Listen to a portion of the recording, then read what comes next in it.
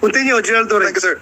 And before again, sir, there was that contention that the compound is a religious area. They consider this as a religious area. May I ask the KOJC resource persons. So religious area, bawal manigarilyo, which they say is like that, at bawal magmura. Tama po ba?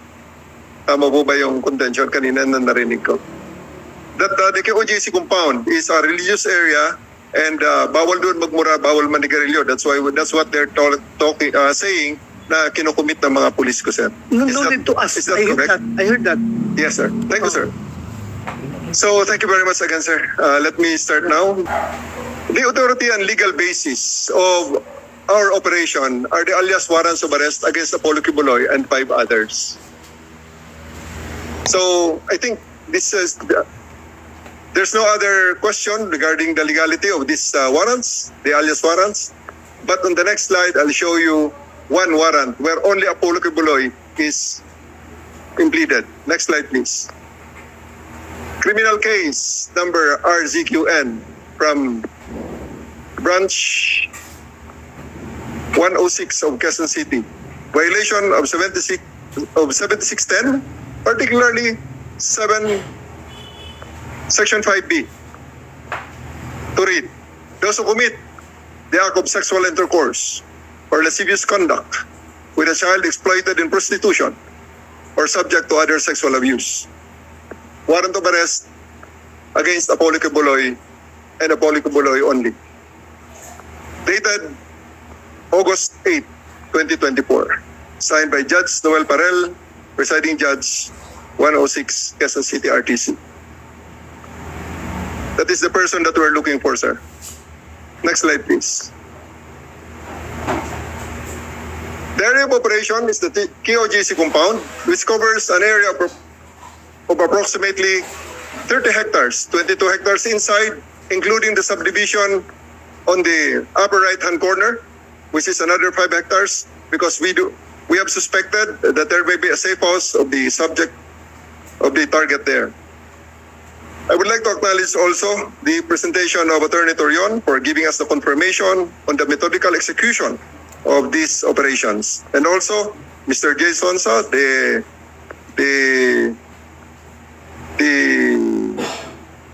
resource person from another resource person from the KOJC, who simply said that they are live even before we arrive. Next slide, please.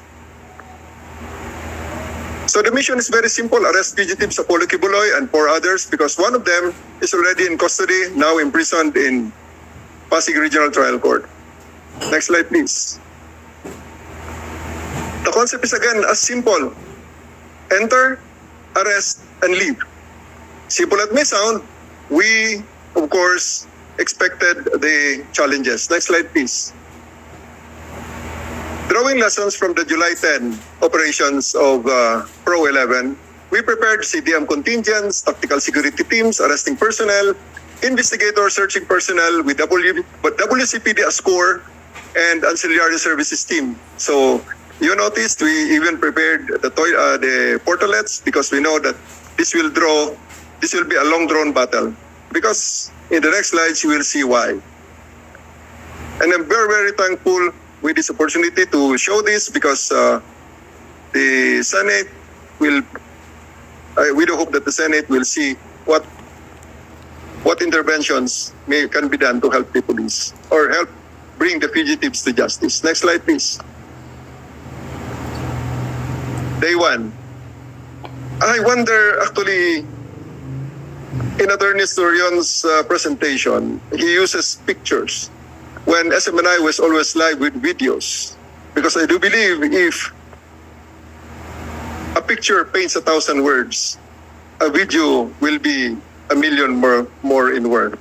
So let's click and see the videos in the next slides.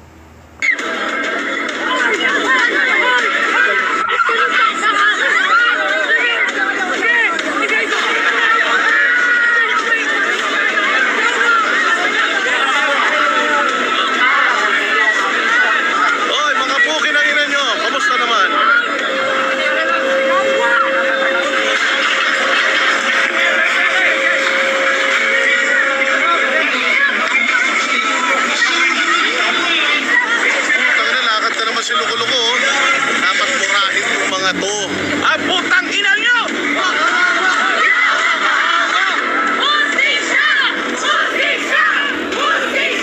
Ore, wag ka na mag-isip. Wala ka na mag-isip.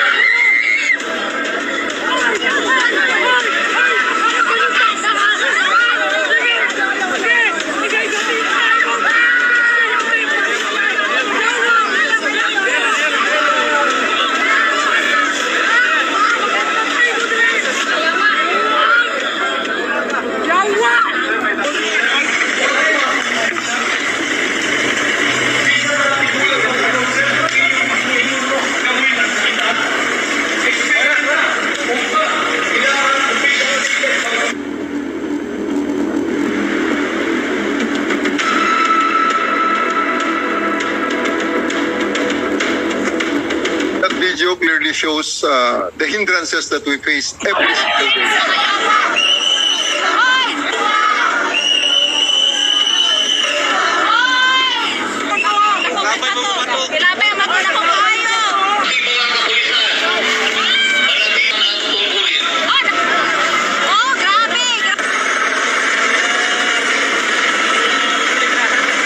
We use high-density lasers sa ating rubber champion board.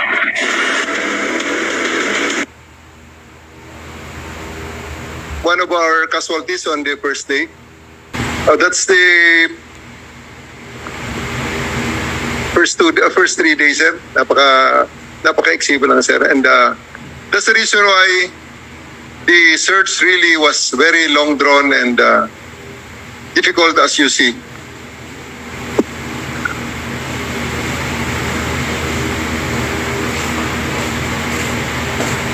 Okay. In this slide, sir, I'll show you that they applied for a permit inside KOGC compound. They applied in fairness to them. It was also approved that they are permitted to hold a prayer rally inside the compound. And immediately, they violated all the terms. Number one, they blocked the entire highway. Please click. Can you do that? Yeah. They blocked the airport access road. Next slide. Sige lang, ituloy mo na, Iho. Huwag mo na balik-balikan. They burned the tires as we saw before. That's on the second day only. Nagsisimula pa lang ang search operation, sir. Yan na kanilang sinasabi. Paano kami makakatapos yan? They blocked the highway at kitang-kita dyan, sir, dalawa ang fire truck dyan. Hindi pwede sabihin na Attorney Torion na wala ang fire truck dyan. Dalawa ang fire truck dyan, dalawa lang ang kinumpiska namin. That's a lie. Kitang-kita naman ang fire extinguisher, sir, eh, oh. That's the fire extinguisher coming from them, directed at us.